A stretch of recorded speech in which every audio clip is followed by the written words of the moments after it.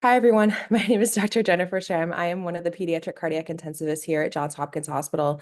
And today I'm presenting some work that I presented recently from Dr. Alan Everett's lab. And Dr. Everett's lab is focused on biomarkers of pulmonary hypertension and other disease states.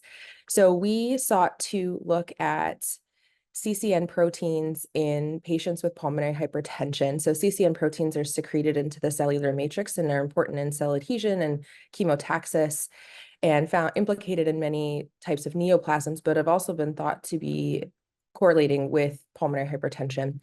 So we looked at CCN levels. There are 6 of them. We looked at them in 40 adults with pulmonary hypertension and 40 adults without pulmonary hypertension, and found that CCN 1, 2, and 6 correlated the best with just the diagnosis of pulmonary hypertension. CCN 2 correlated best with survival of pulmonary hypertension at 5 years, as well as CCN 6. And then CCN 1 actually correlated well with functional class and 6-minute walk distance. And CCN 6 performed really well against all outcomes, including functional class, 6-minute walk distance, cardiac output, and pulmonary vascular resistance.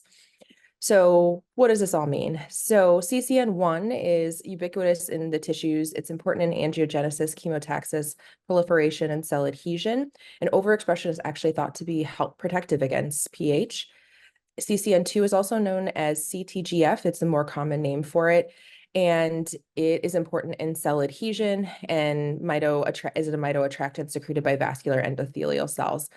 And we know that it enhances DNA synthesis and is implicated in systemic sclerosis in some neoplasms. And then finally, CCN6, it has a role in mitochondrial electron transport and mitochondrial respiration, which we know is important in pulmonary hypertension. So all of these together, we hope to create a panel or use them individually to be able to predict disease, to predict an outcome, and then to understand response to therapy. So final work in larger cohorts is ongoing right now.